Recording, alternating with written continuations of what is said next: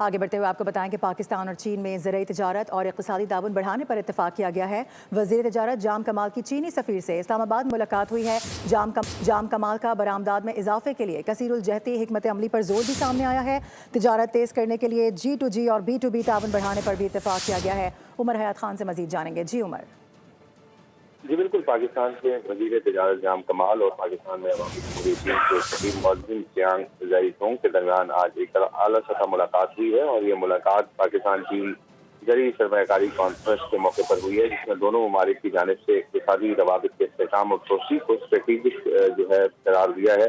اور وفاقی وزارت کی قیادت میں وفاقی وزیر تجارت کی قیادت میں پاکستانی وفد ملک کے تجارتی نظام کے اہم اسٹیک ہولڈرز شامل تھے، جس میں سیکرٹری تجارت، ٹریڈ ڈیولپمنٹ اتھارٹی اور پاکستان کے چیف ایگزیکٹو اور وزارت خارجہ کے سینئر حکام بھی موجود تھے۔ اور وفاقی وزیر تجارت نے برآمدات بڑھانے کے پاکستان کے پختہ عزم کا بھی اعادہ کیا، اور پاکستانی برآمدات کے فروغ کے لیے کثیر الجہتی حکمت عملی جو ہے اس سے بھی جو ہے وہ چینی جو تھے ان کو کام کو آگاہ کیا۔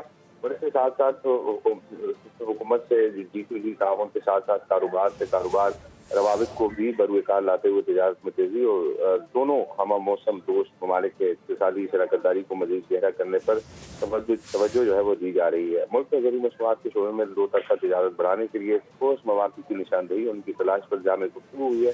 دونوں فریقین نے موجودہ تجارتی صورتحال کا تفصیلی جائزہ لیا اور توسیع کے ممکنہ راستوں پر بھی تبادلہ خیال کیا۔ چینی سفیر نے مضبوط زرعی تجارت کی اہمیت کو تسلیم کرتے ہوئے چین کے موجودہ درآمدی رابطہ جاتی فریم ورک کا بھی جائزہ پیش کیا، اور دونوں جانب سے اس عمل پر اتفاق کیا گیا کہ مثبت پیش رفت کو برقرار رکھنے کے لیے باہمی رابطہ اور مکالمہ مسلسل جو ہے وہ جاری رکھا جائے گا۔ جی رائٹ عمر، بہت شکریہ۔